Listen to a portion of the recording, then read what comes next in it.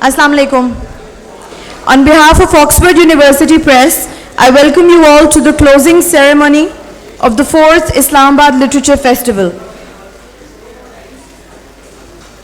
I would like to invite Ameena Saiyid, Managing Director, Oxford University Press, and Founder Director of Karachi and Islamabad Literature Festivals, to come and say a few words.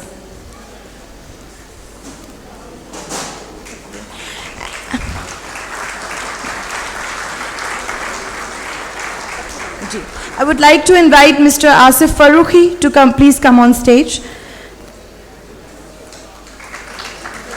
Yes. Amjad Amjad Sahab, please stage pe tashrif le aaye.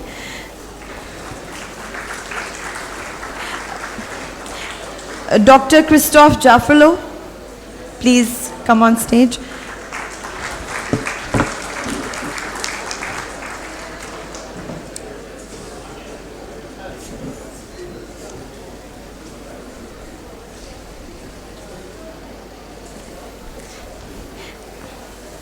I would like to invite Ameena Sayyid, Managing Director, to please come and say a few words.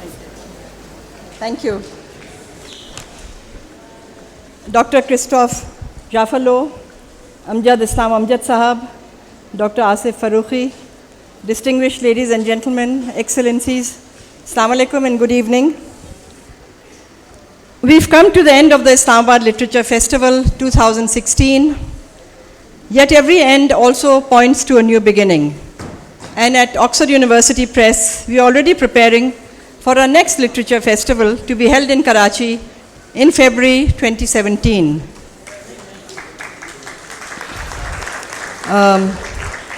That will be a very special event because Pakistan will be 70 years old. And so that is going to be our theme for the Karachi Literature Festival 2017.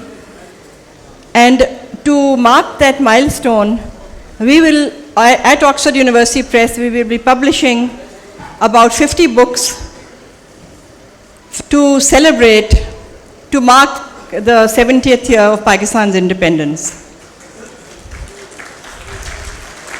These books have, many of them have been commissioned and they are in the process of being written, and of course we hope to launch them during 2017. During the last 3 years, we have witnessed the enthusiastic participation of the audience on diverse themes and issues which are important to and resonate with the civil society of Pakistan. We have paid tributes to our literary giants and discussed the links that join our literary tradition with the present and mark its future course. We have tried to understand the present political circumstances through scholarly papers and the insights of experts, and we have tried to give voice to the aspirations of our enlightened civil society for a better and just order in Pakistan. We've discussed the progress of art as well as the media. We have launched, discussed, and critiqued many books. I hope these have been 3 days of intellectual stimulation for all of you. At the Islamabad Literature Festival, we saw young people holding books and chasing authors for autographs. For me, it was a dream come true, as I really feel that our authors deserve to be treated like rock stars. And I saw that happening.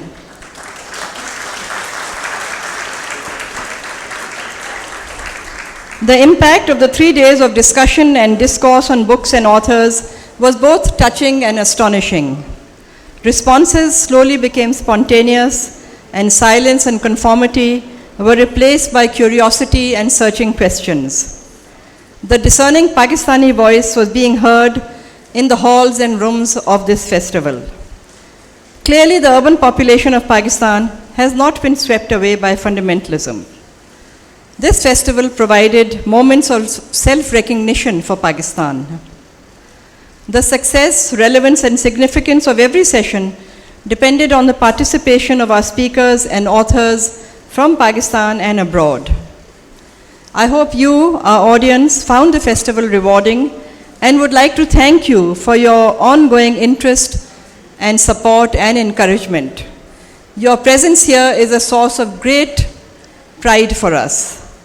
And I would also like to thank the wonderful media for their coverage of the Islamabad Literature Festival, which actually conveyed and communicated the message and news and information about the festival. I'd like to thank our partners for making this festival possible. I would like to thank the Embassy of the Republic of France for their for bringing our keynote speaker and our panelist, Dr. Christophe Jaffrelot, to the festival. And your books have done so well. They were really being sold very well from the stands outside. I would like to thank the British High Commission for their support of the festival. And also, we have two British authors here with us today, Dr. Anatole Leven and Kaisra Shiraz, who's also here with us today. Thank you very much for joining us. A big thank you to the USAID-funded Pakistan Reading Project for their generous support, Stylo, Awaz, Gets Pharma, Tapal, the World Bank Group, the Islamabad College of Arts and Science, ICAS, Cinepex, and Art Now.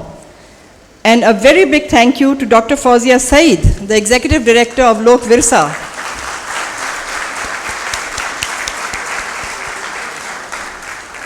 for generously allowing us to actually occupy these premises for 2.5 days. Thank you very much, Fauzia, for your generous support. Thank you to Kareem for providing transport to our speakers, and to the wonderful mediators team for the media and event management.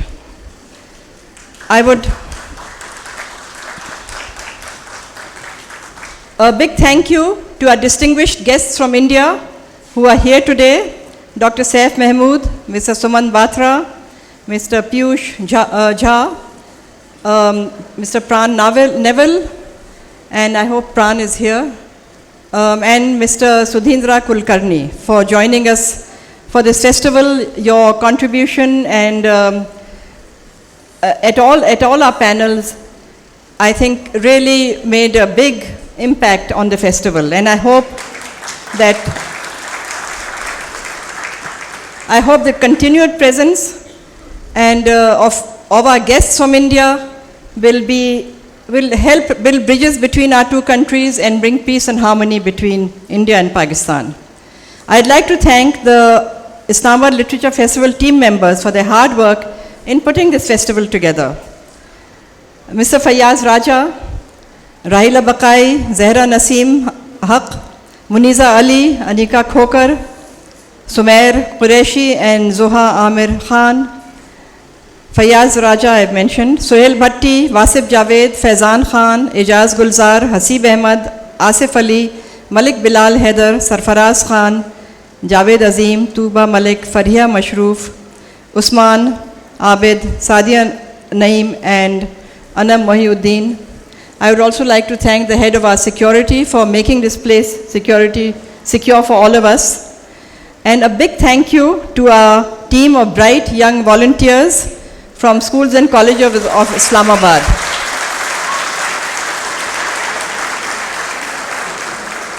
Thank you very much. Assalamu alaikum.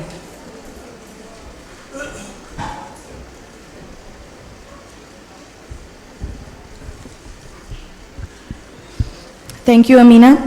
Asif Farrukhi, founder of Karachi and Islamabad Literature Festivals, will now come and share his thoughts.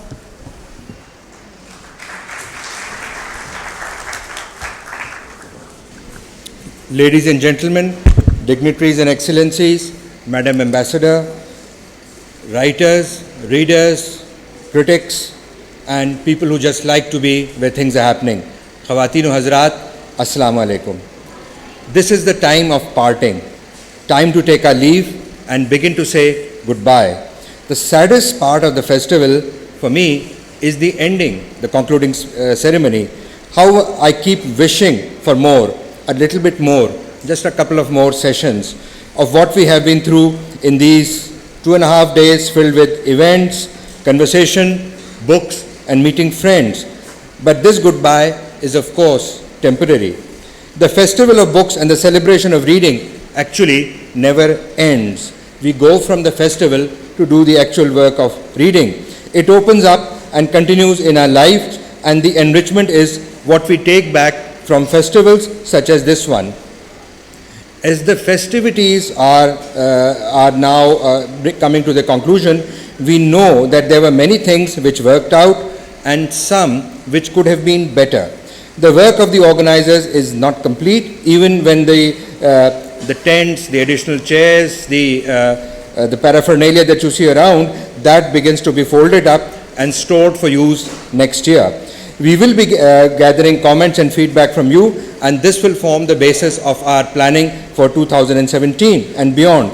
So feel free to give us your comments. And I must say that when Ameena and I were sort of our partnership in the crime of organizing and dreaming about a literary festival in Karachi was on, somebody mentioned the word Islamabad, and I and Ameena remember shuddering about it, because we were told that of course you can do anything in Karachi, and gathering a couple of thousand people in Karachi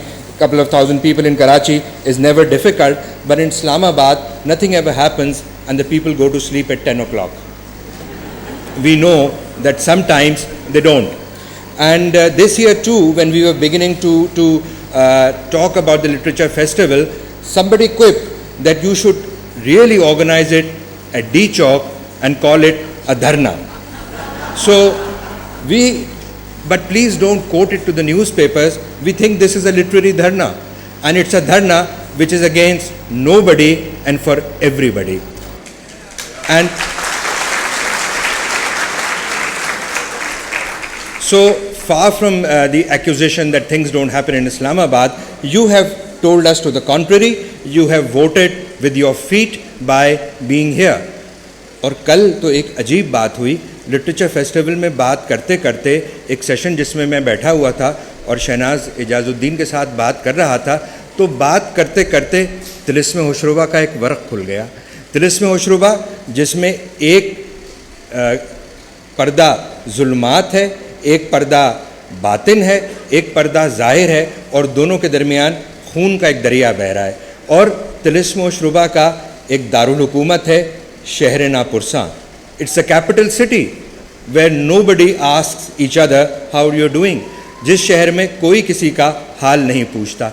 और तिलिस्म होशरुबा में एक मज़े की बात ये होती है कि उसमें दरियाए नील पर एक मेला लगता है। उस मेले के लिए किसी को दावतनामा नहीं भेजा जाता, उस मेले के लिए नक्कारा नहीं बजाया जाता, लोगों को खबर हो जाती है और वो खुद ब खुद खींचे चले आते हैं। तो दरियाए नील पर जो मेला लग रहा था वो मेला सजा, वो मेला अब ख़त्म हो रहा है, मगर तिलिस्म होशरुबा तो बाकी है, जो होशरुबा भी है और तिलिस्माती भी। Welcome back to readings.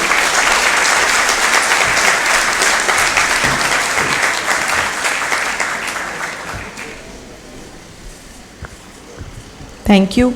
I now invite Dr. Christophe Jaffrelot to present his keynote address.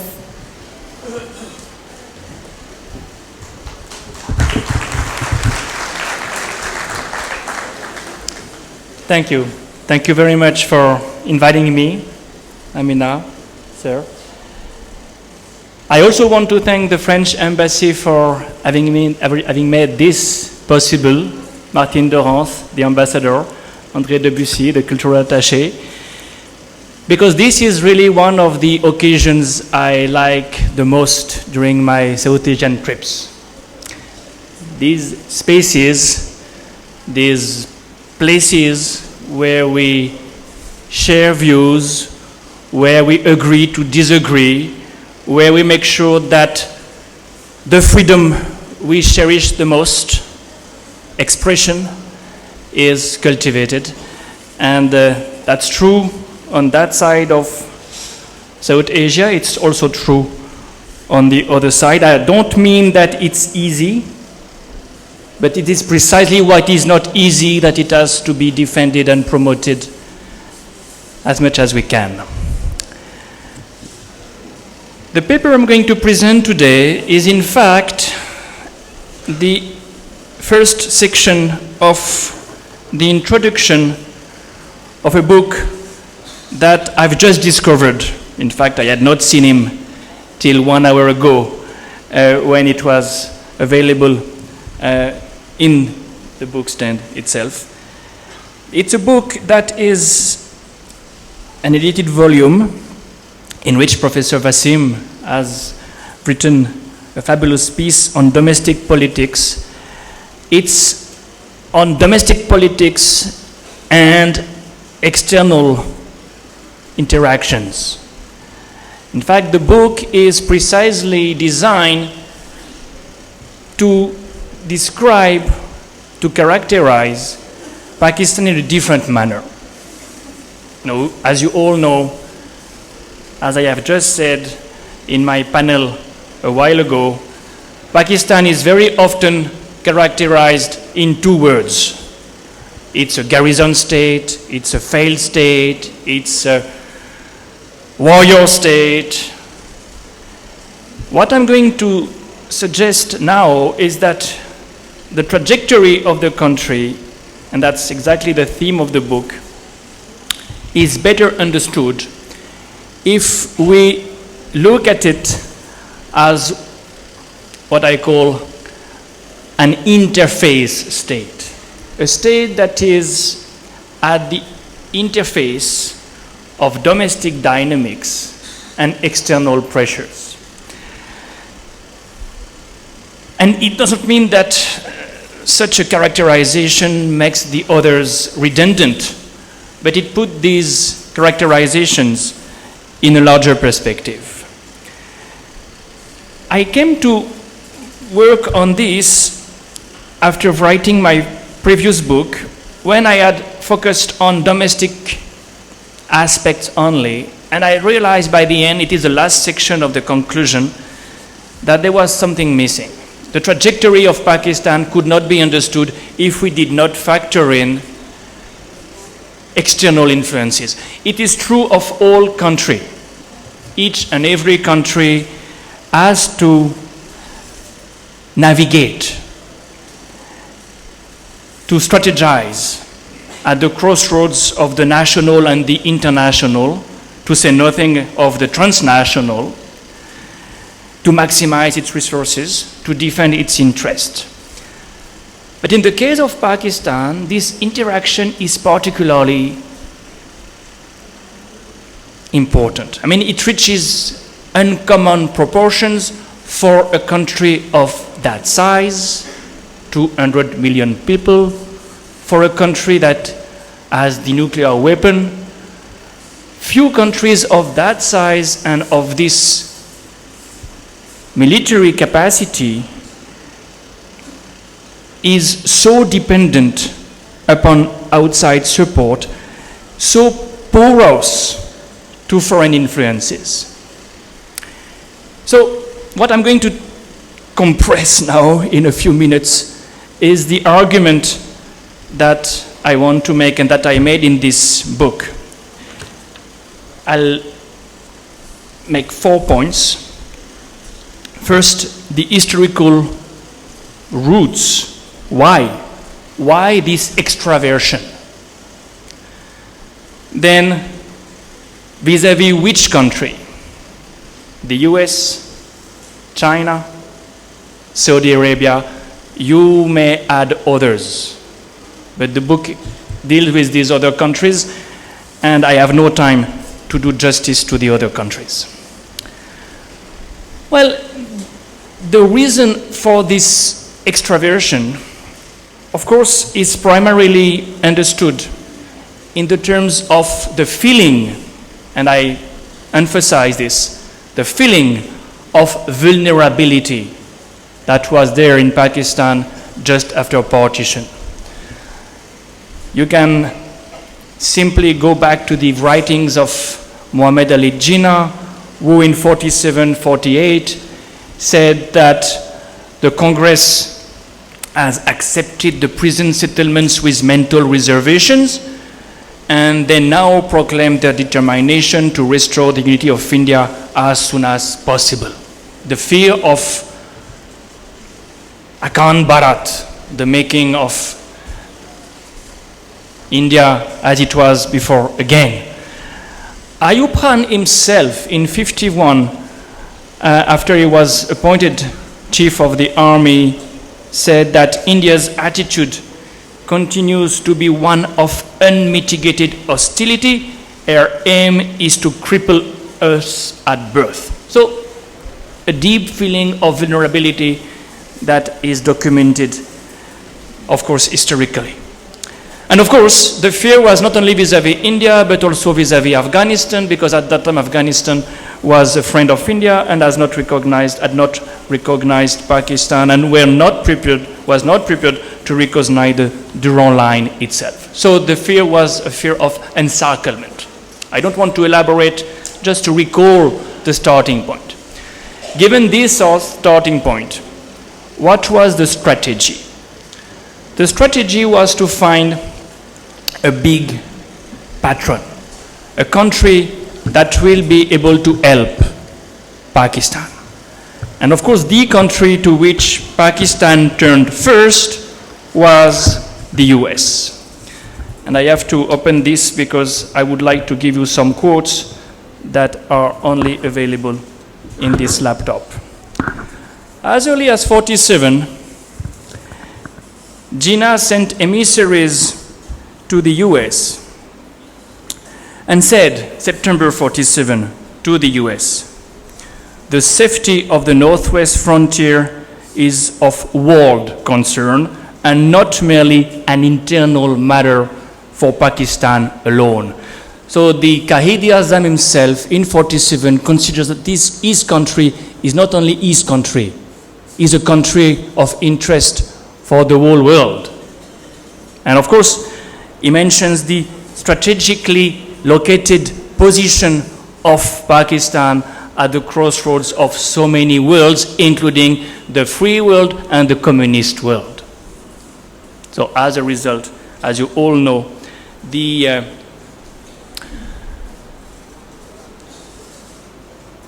rulers of Pakistan were prepared to play the game of containment of communism, joined CENTO, joined CETO, and agreed to have U2 bases in the Northwest Frontier Province.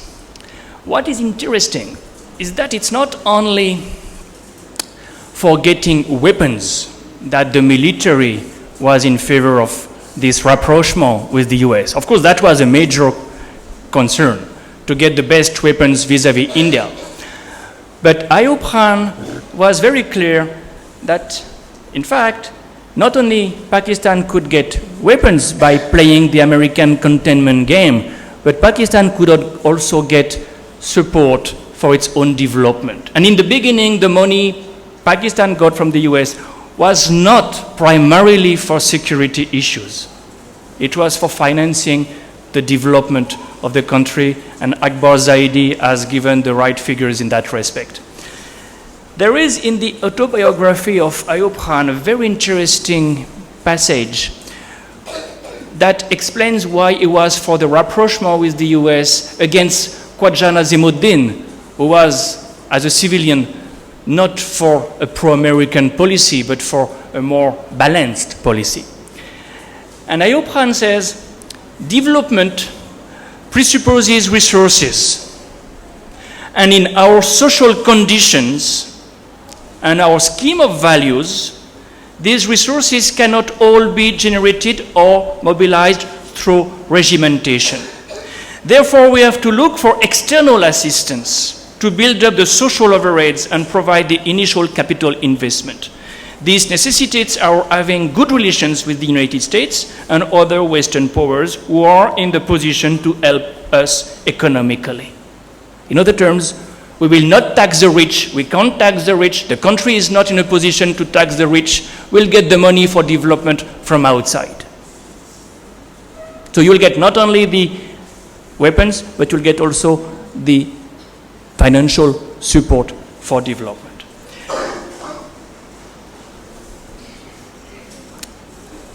This resulted in many things you are very familiar with, and I don't want to elaborate. In the course of 70 years very soon, Pakistan got dozens of billions of dollars from the US, especially, of course, during the 80s. during the anti-Soviet jihad, and again after 9/11. Between 9/11 and today, something like $32 billion have been spent or sent from the US to Pakistan. It resulted in a kind of incorporation of the US in the domestic affairs of Pakistan. I will just give you some vignettes to suggest how far this implication have been.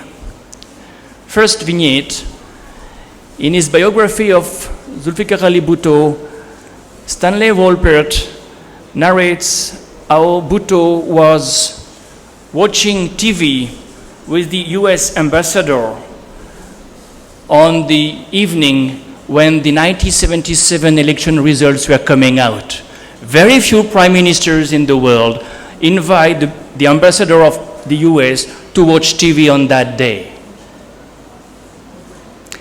Second vignette, many years later, the daughter of Bhutto, Benazir, is persuaded by Negroponte to negotiate with Musharraf. We are in 2007 because there is a need for something else. You know, you can't let Musharraf alone after so many demonstrations and so on. So Benazir has to come to the rescue of Musharraf. And who is negotiating, mediating? The Brits and the Americans in the Gulf countries.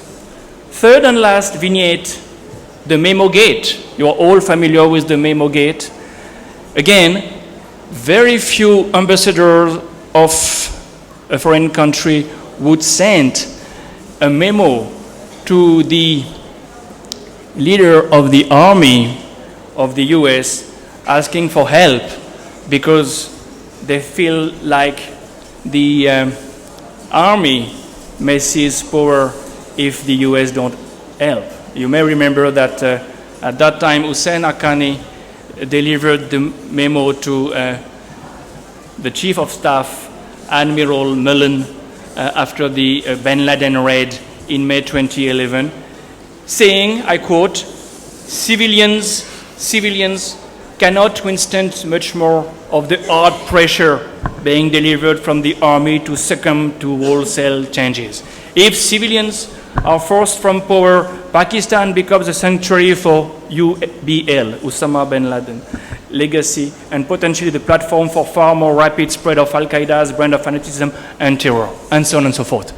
Please come to our rescue because we are under pressure. Again, very few governments are asking the US to rescue them from their army in that manner.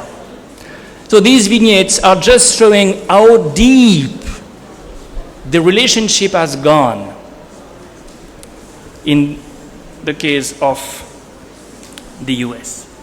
And the domestic politics of Pakistan is hardly understandable if you do not factor that in. But of course, the US have never been a very good ally. And Pakistan realized that as early as the 60s, when in 62, after China attacked India, the US, Kennedy, came to the rescue of India.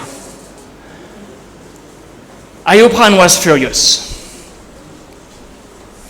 And he considered that America pursued, I quote, a policy based on opportunism, devoid of morality.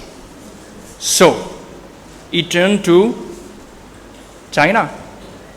Because if the US do not deliver, then you have to try someone else. And again, it's not so common that when your friend is not behaving, you try immediately to look for another friend. But Bhutto, it could be Bhutto.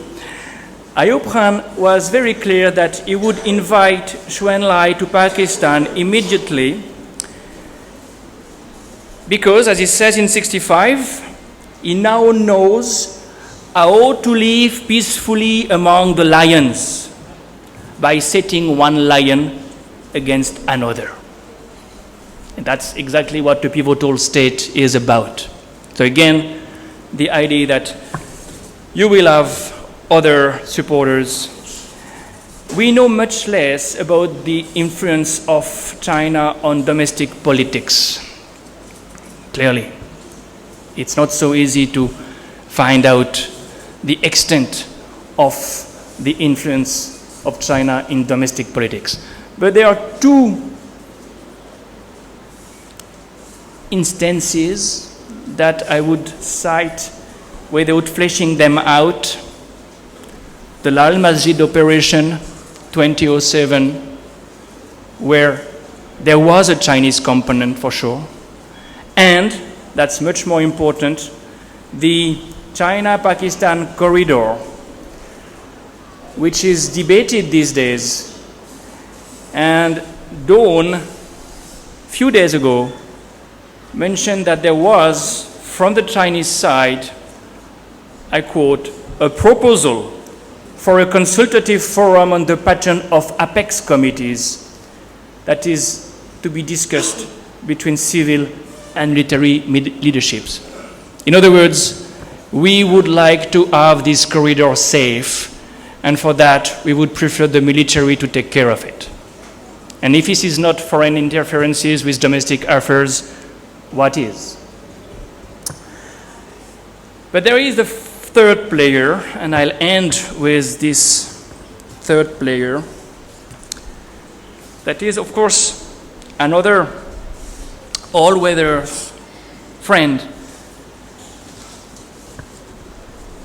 or more or less.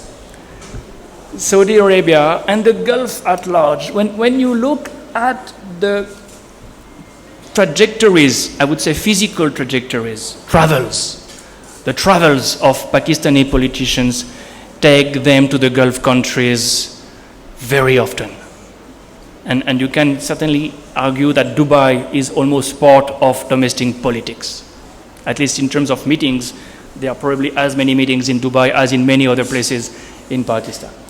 So the Gulf countries are now integrated to the political space of Pakistan. It's a kind of backyard for Pakistani politics.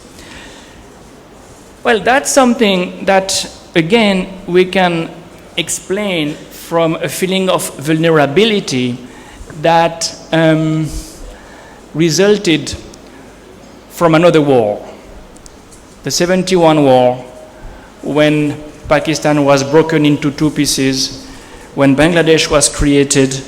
Immediately after he took over, Bhutto made a journey of resistance that took him to Iran, Turkey, Morocco, Tunisia, Libya, Algeria, Egypt, and Syria. He came back and left again for 2 months.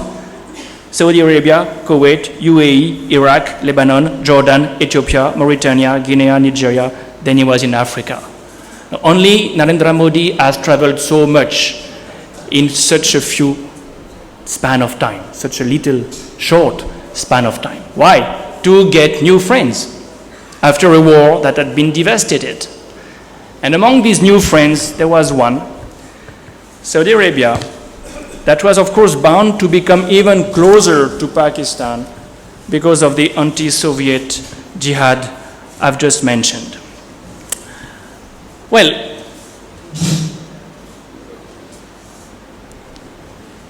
again, not easy to identify the magnitude of the Saudi influence on Pakistani domestic politics.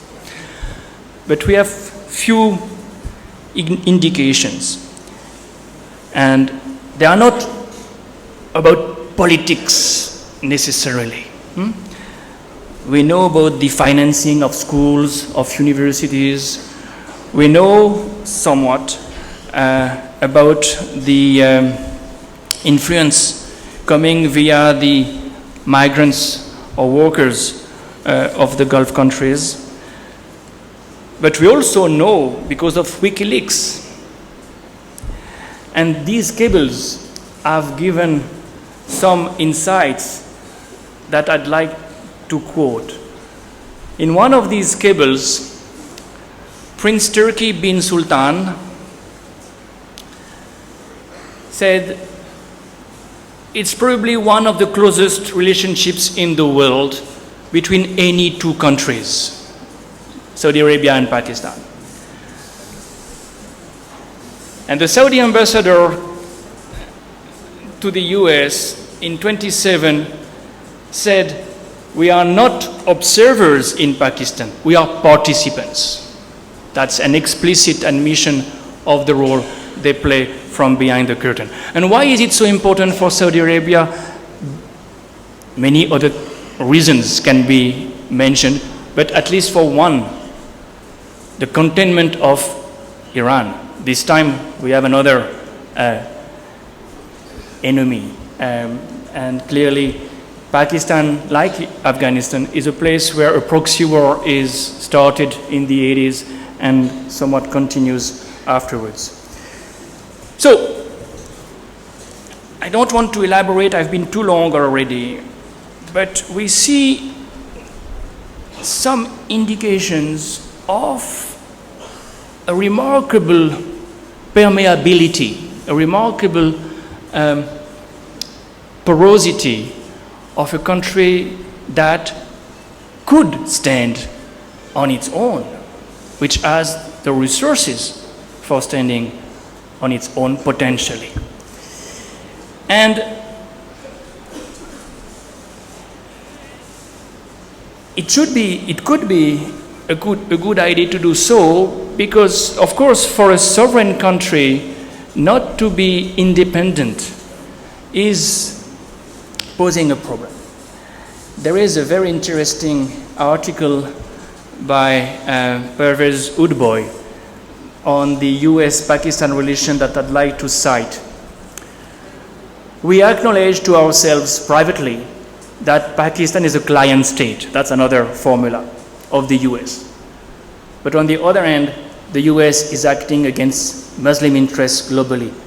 A sort of self-loathing came about, or comes about." It's a very interesting, very perceptive formula.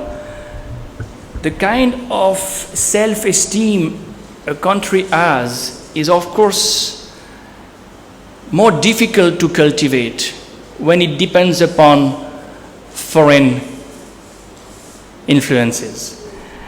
And of course, the Americans have been particularly bad at respecting the sovereignty of Pakistan. If we look at the drone strikes, if we look at so many other incidents, it's very clear. It's also clear that Pakistan is moving away from this big brother of the West.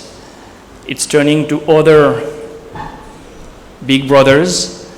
And the main question with which I will close is, will the next big brother be more respectful of the sovereignty of Pakistan? And that's a question mark. Thank you.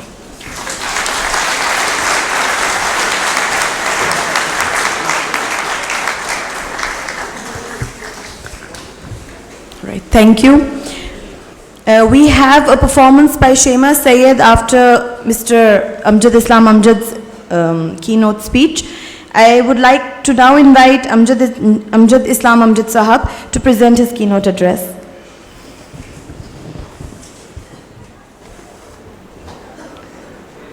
बहुत शुक्रिया। सबसे पहले तो मैं इस बात की माज़रत आपसे चाहूँगा कि मैं बैठकर बोल रहा हूँ। इत्तफाक से कुछ 2-1 दिन पहले ऐसा है कि मैं बहुत बीमार हो गया, तो इस वजह से मेरे लिए ज़्यादा देर खड़े होकर बोलना शायद मुमकिन ना हो, इसलिए मैं ये लिबर्टी ले रहा हूँ।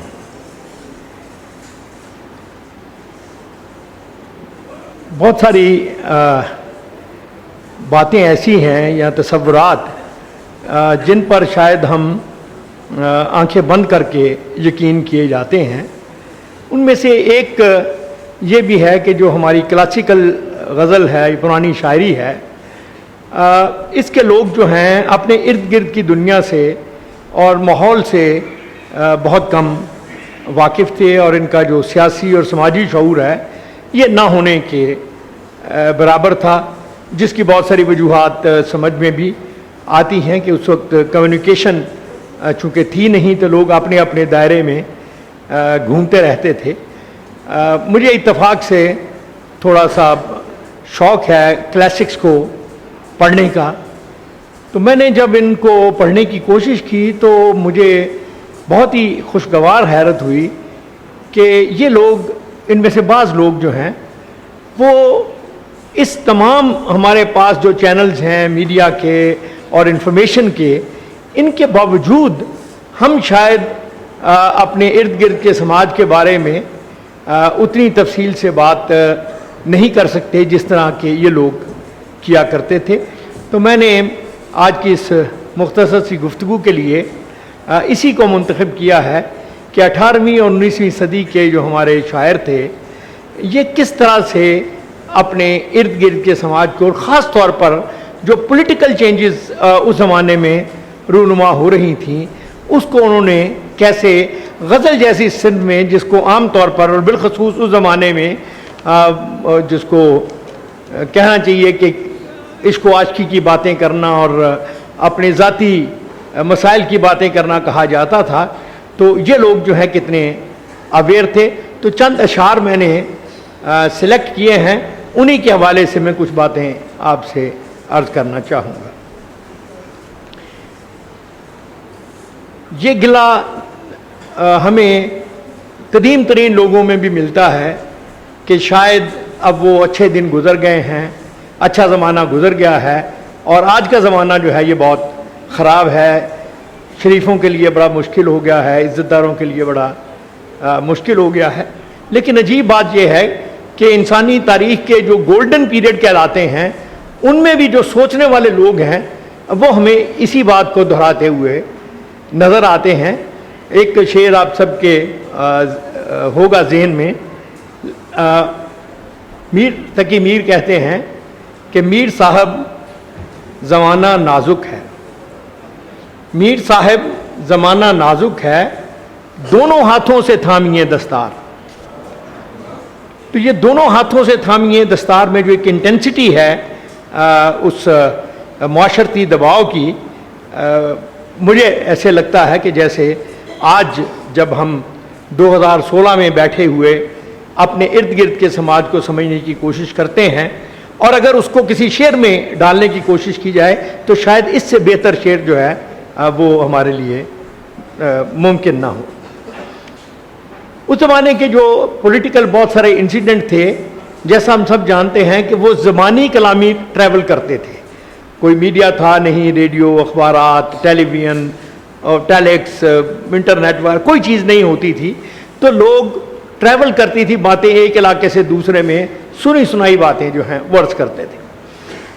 تو ہم یہ دیکھتے ہیں کہ سراج الدولہ کو جب لارڈ کلائیو نے اور اس کے ساتھیوں نے شکست دی، تو اس کے بعد یہ پہلا موقع تھا جب وہ سینٹرل انڈیا کی طرف آئے جنگ بکسر میں، تو اس میں شاہ عالم ثانی جو اس وقت کا بادشاہ تھا وہ بھی ایک پارٹی تھا مرہٹوں کے ساتھ۔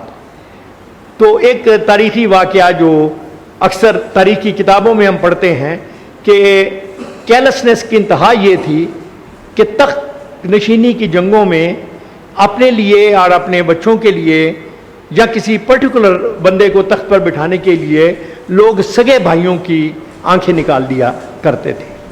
بہت ایک سے زیادہ واقعات ہمیں اس کے ملتے ہیں۔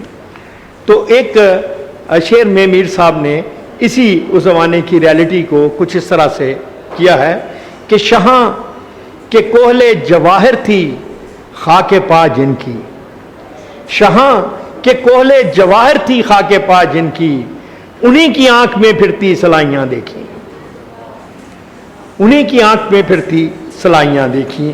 یہ وہ شعور ہے تاریخ کا جو کہ شاید ہر دور میں ہوتا تو ہے، مگر کوئی اس سے سیکھنے کی کوشش اس طرح سے نہیں کرتا۔ ایک شعر خاص طور پر جو آپ کو بہت پسند آئے گا، مجھے بھی بہت یہ ٹچ کرتا ہے۔ تاریخی طور پر ہم دیکھتے ہیں کہ میر تقی میر کا جو زمانہ ہے ये कार्ल मार्क्स की पैदाइश के दिनों से थोड़ा सा पहले का ज़माना है। यूरोप में जब इंडस्ट्रियल रेवोल्यूशन आया, ह्यूमन राइट्स आए, बेशुमार चीज़ें, अलूम की रेफॉर्मेशन आई, रेनेसां आई, तो इन सारी चीज़ों से यूरोप की ज़िंदगी में एक ख़ास तरह का जो कहिए कि दो रुख पैदा होना शुरू हुए, जिसको आजकल के ज़माने में भी हम कम्युनिज़म और कैपिटलिज़म कहते हैं। तो वो किताब डॉस कैपिटल, जिसके बारे में अल्लामा इकबाल ने एक इतना बड़ा उसको मैं समझता हूँ कि वो एक एजाज़ दिया है कि उन्होंने उसके बारे में ये कहा है कि कार्ल मार्क्स के बारे में कि नीस्त पैगंबर व लेकिन दर बगल दारत किताब, कि वो पैगंबर नहीं था मगर उसके पास एक किताब थी। तो ये जो हमें देखते हैं कि 19वीं सदी के मिड में दुनिया में दो तरह के सोचने वाले ग्रोह पैदा हुए, एक वो जो जिसकी हम कैपिटलिज्म की शक्ल में देखते हैं और दूसरी जो सोशलिस्ट दुनिया है। तो मीर तकी मीर जो कि एक बहुत किसी कहना चाहिए तंगदस्ती के आलम में, कोई उनकी फॉर्मल तालीम भी कोई इतनी ज़्यादा नहीं थी और बाहर की दुनिया का तो शायद उन तक खबर पहुंचना मुमकिनात में भी नहीं था। अब आप देखिए कि उन्होंने एक शेर में पूरी वो किताब जिसको मॉडर्न बाइबल भी कहा जाता है, उसको किस तरह से एक शेर में पाबंद किया है। वो कहते हैं, अमीर ज़ादों से दिल्ली के मत मिलाकर मीर, अमीर ज़ादों से दिल्ली के मत मिलाकर मीर, कि हम गरीब हुए हैं इन्हीं की दौलत से।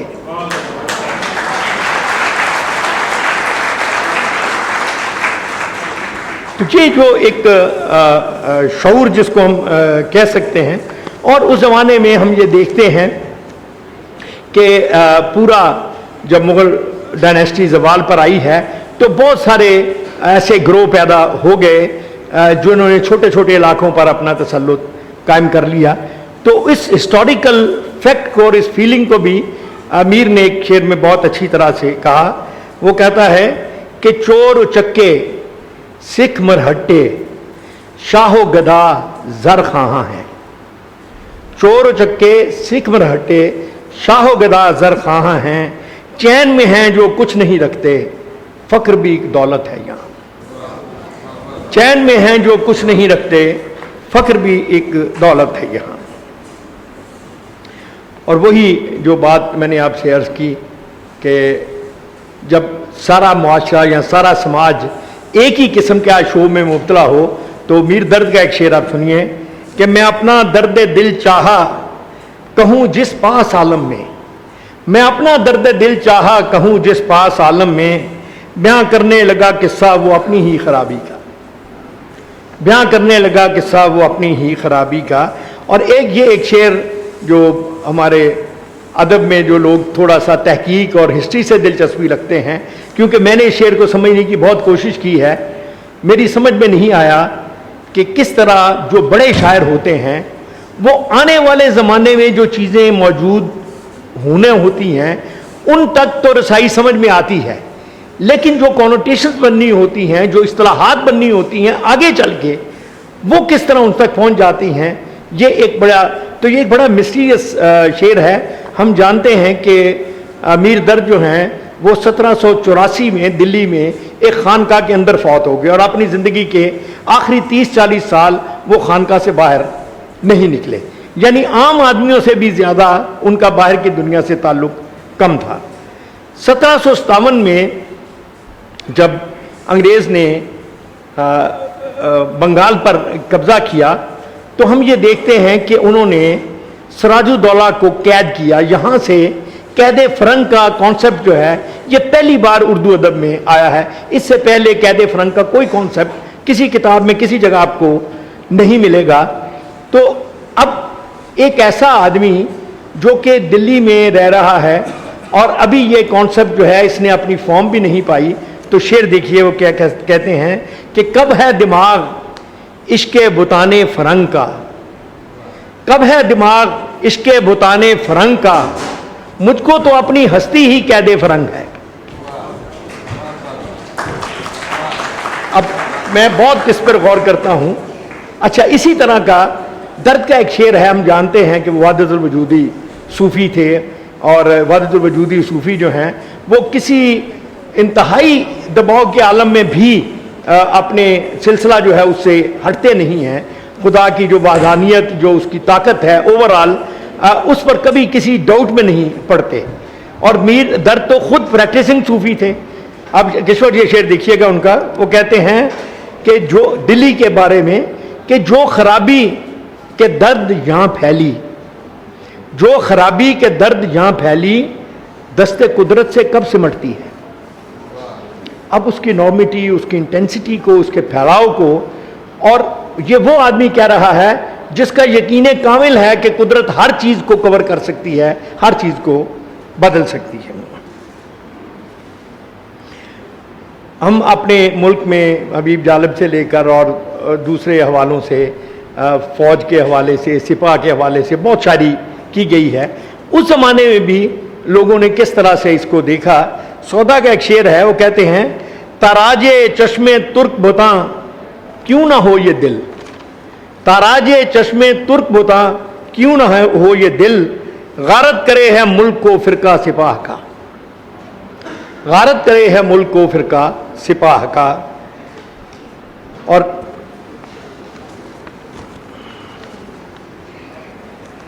مصطفی نے بھی اسی ریفرنس سے ایک اس کا شعر بھی آپ سے عرض کرتا چلوں کہ گر ہو تپنچا بند وہ رشکے فرنگیاں, گر ہو تمنچا بند وہ رشکے فرنگیاں, بانکے مغل بچے نہ کریں خانہ جنگیاں, بانکے مغل بچے نہ کریں خانہ جنگیاں. اور یہ شعر دیکھیے گا کہ حکم یہ آج سے 200 سال پہلے کا ہے, لیکن بالکل لگتا ہے جیسے آج کے زمانے میں کہا گیا ہے کہ حکم سلطان ہے کہ اس محکمہ عدل کے بیچ, حکم سلطان ہے کہ اس محکمہ عدل کے بیچ دست فریاد کو اونچا نہ کرے فریادی, حکم حاکم ہے کہ اس محکمہ عدل کے بیچ دست فریاد کو اونچا نہ کرے فریادی.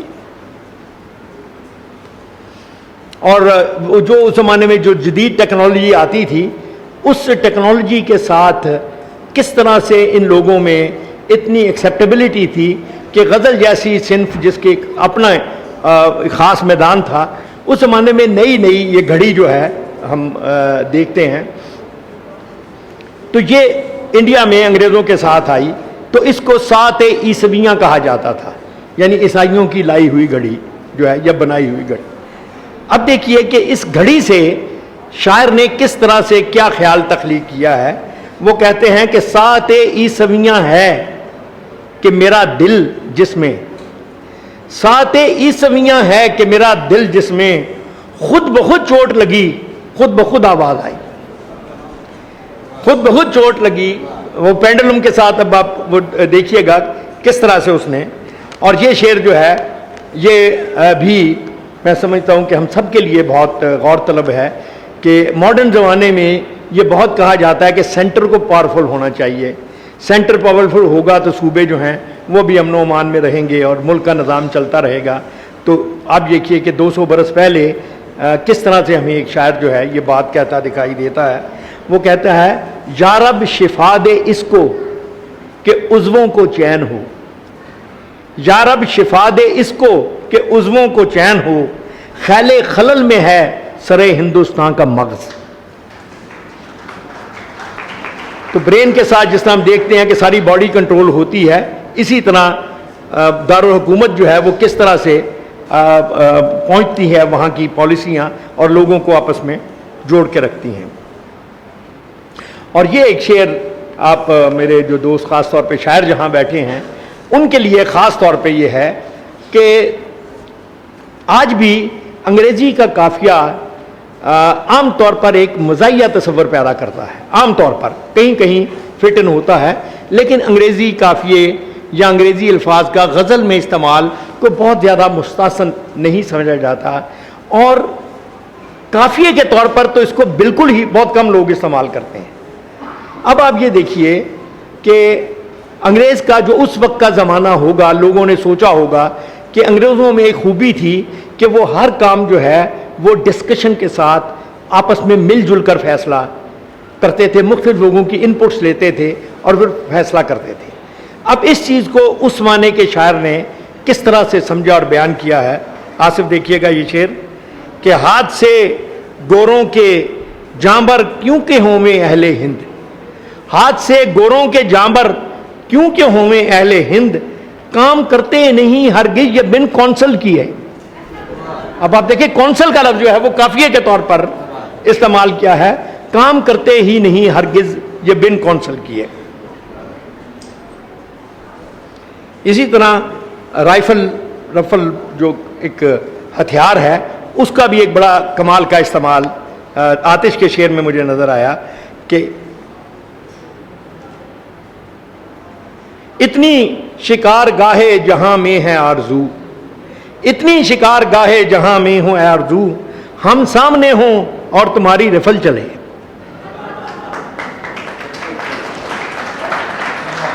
اتنی شکار گاہے جہاں میں ہے آرزو, ہم سامنے ہوں اور تمہاری رفل چلے. اور 1857 کے ہنگامے کے ریفرنس سے غالب کے وہ شعر آپ سب کے حافظے میں ہوں گے, اس میں 2 شعر میں صرف عرض کر دیتا ہوں. وہ کہتے ہیں کہ چوک جس کو کہیں وہ مقتل ہے, چوک جس کو کہیں وہ مقتل ہے, گھر بنا ہے نمونہ زندہ کا. چوک جس کو کہیں وہ مقتل ہے, گھر بنا ہے نمونہ زندہ کا, شہر دلی کا ذرہ ذرہ خاک, تشنہ خون ہے ہر مسلمان کا. اور یہ پوری بند ہے جیسا کہ آپ جانتے ہیں. اور اسی میں غالب کے یہاں چونکہ ایک سیٹائر کی کیفیت ہمیں بہت غالب نظر آتی ہے. یہ شعر دیکھیے, وہ کہتے ہیں کہ بادشاہی کا جہاں یہ حال ہو غالب تو پھر, بادشاہی کا جہاں یہ حال ہو غالب تو پھر, کیوں نہ دلی میں ہر ایک ناچیز نوابی کرے, کیوں نہ دلی میں ہر ایک ناچیز نوابی کرے. اور وہ شعر تو مشہور ہے ہی, ہوا ہے شہ کا مصاحب پھرے ہے اتراتا, وگرنہ شہر میں غالب کی آبرو کیا ہے. اور ایک آخری اس کا حوالے سے ایک شعر ہے کہ نشاں باقی نہیں اب سلطنت کا, مگر ہاں نام کو اورنگزیبی, مگر ہاں نام کو اورنگزیبی. اور یہ ایک شعر اس میں جو ایک پولیٹیکل انالیسز ہے یہ مجھے بہت ہانٹ کرتا ہے. میں آپ سے آخر میں وہ شیئر کرتا ہوں. وہ کہتے ہیں کہ ہندوستان میں دولت و حشمت جو کچھ بھی تھی, ہندوستان میں دولت و حشمت جو کچھ بھی تھی, کافر فرنگیوں نے بتدبیر لوٹ لی. اب اس میں بتدبیر کے لفظ کا جو ہے استعمال وہ آپ غور فرمائیے کہ کس طرح سے انہوں نے اس کو کیا ہے. تو یہ چند ایک باتیں تھیں جو کلاسیکی غزل کا مطالعہ کرتے ہوئے میری مطالعے میں آئیں, سامنے آئیں. اور اس سے ایک بار پھر یہ بات جو ہے وہ اس پر اعتماد آتا ہے کہ وقت گزرا ہوا ہو یا گزر رہا ہو یا آنے والا ہو, وہ کسی نہ کسی طرح تینوں ایک ہی زمانے میں پروئے ہوئے ہیں. وہ جیسے اقبال نے بھی کہا ایک زمانے کی روز جس میں نہ دن ہے نہ رات. تو شاید ہم سے ہزاروں سال پہلے گزرے ہوئے آدمی اور شاید ہم سے ہزاروں سال بعد آنے والے آدمی جو ہیں وہ اور ہم سب جو یہاں آج اس پرٹیکولر اس میں چھت تلے بیٹھے ہیں, ہم تینوں بھی ایک ہی سلسلے کی کڑیاں ہیں. کہیں ان کی ایکو ہمیں سنائی دیتی ہے گزرے ہوئے وقت کی, اور کہیں آنے والے وقت کی آواز جو ہے وہ دھندلے انداز میں ہمیں نظر آتی ہے. کیس ایلیٹ کی ایک لائن مجھے ہمیشہ بہت ہانٹ کرتی ہے کہ time past and time present are both present in the time future. اب یہ ٹائم فیوچر جو ہے یہ وقت کے ساتھ ساتھ آگے کی طرح چلتا رہتا ہے.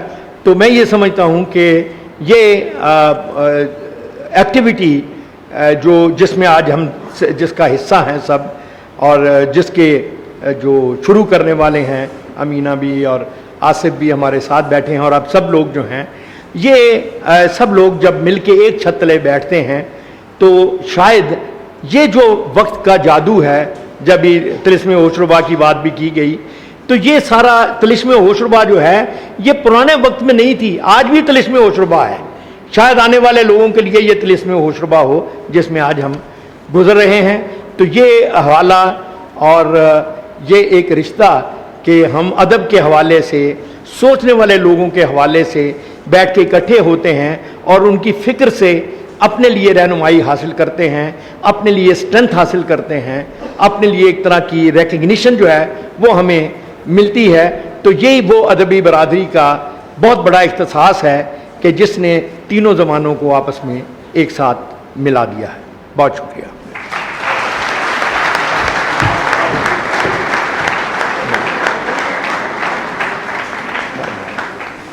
Thank you, Amjad Islam Amjad Sahab. There's a slight change in plan. We have the Mystic Sufi Night, which is a courtesy of Lok Virsa, and the performance by Shayma Saiyid will be towards the end, and we'll begin in 5 minutes.